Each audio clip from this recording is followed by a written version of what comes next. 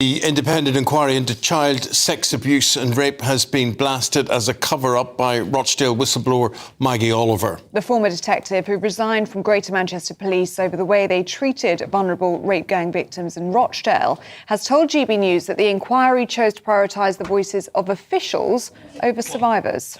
Marilyn Hawes, CEO and founder of Freedom from Abuse, joins us now with your take, Marilyn, on what you're hearing today. Totally agree with Maggie. Completely agree. I mean, there was I have a lot of respect for Alexis Jay for what she did, like with what was going on in the church, what was going on in schools, etc., etc. So why with this? Was it like about 2 pages covering, what has been the most heinous thing that's ever happened in our country? It's absolutely outrageous. Now, I watched Charlie Peters on Saturday night, and I was tweeting like mad, and I was on actually with Martin Daubney the previous day.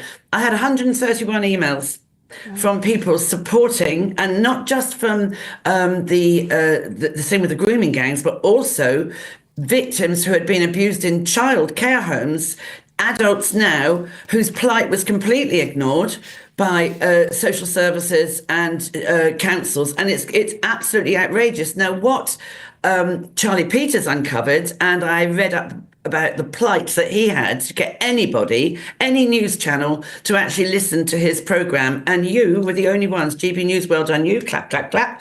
To a lesser extent, but still on the case is Talk TV, but you have really covered it, and you've got to keep doing it, because Charlie's thing only covered Rochdale, Rotherham and Oldham. Yeah. There's many, many more. We know of over 50 more, and it is still going on today. Yeah, we know all this, Marilyn. We know all this, but why then is there this sort of almost polite attitude? Well, we don't really want to talk about this from officialdom. Why would it harm officialdom to talk more about this, to have more of this exposed? Because they don't want to talk about it being a Pakistani, Bangladeshi issue. And I'm not saying it's all of them, and I'm not saying it's a Muslim problem. I'm not saying that, but there are 4 times more Pakistani, Bangladeshi men involved in this than white men. There is therefore a problem. What is the problem with these authorities that cannot have, look at them, mugshot, tell you there you go. You've only got to look at the papers. I mean, it is outrageous. We've got to dig down. Now, somebody wrote to me and said, the government should have lived experience people involved. If we had some of the victims involved, they'd soon sit up. I said, they won't want that. They won't want that because it's not a can of worms, it's a vat of worms, and they want to keep the lid on it. They only want to they don't even want to do the barest minimum, do they? But they don't really want to do anything, to be honest. They'd rather that everybody went away, but they're not going to go away thanks to GB News. We don't make it clear how heinous these crimes are. I mean, I would like to take each one of those pictures of those men who are doing time now and put beside them the pictures of the 7, the 8-year-old, the 10-year-olds, the 14-year-olds that they have raped and that they have abused, and then see if it even makes you more disgusted at what you're looking at there and what those men are responsible for. Well, do you know what I found, Eamon, when I watched Charlie Peters' documentary on Saturday? Now, I've known for years this is going on. I see all the reports and, oh, my God, not another one. This is awful. But when you saw it all come together like Charlie had done, even I sat there thinking, this is harrowing. And if you can't see that we need an inquiry after this to name and shame, dig out those people who let this happen, they are third-party complicit to this crime. And you can't, and what sort of people turn their back away and sell their souls to, how can any human being ignore the plight of these youngsters? How do these young girls that happened then and even now, how are they going to live normal lives as a mother, as a wife, whatever?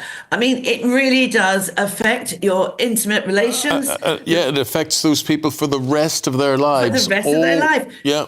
Yeah. They have a life sentence. They can't appeal. They can't be ignored. There was one girl, wasn't there, in Charlie Peters' documentary where this chap rocks up and says, I'll hand the girl back if you don't arrest me. That's unacceptable. I mean, I just don't get it. And it is, I am certain sure still, it is still a racist thing that nobody wants to upset the apple cart. Well, I'm sorry, you've got to tell it like it is. And I saw a comment from Jacob Rees-Mogg, who said, people are more concerned about there being more value in the Muslim faith than somebody being a devout Christian. And he's right. We're supposed to be a Christian country. Oh, no, we're not. We're supposed to be a civilized country. No, we're not. How can you possibly be civilized if you let this happen? It's still happening, and the government is doing absolutely stuff all about it. And it's the link with the gangs. I live about 10 miles from Bedford, right?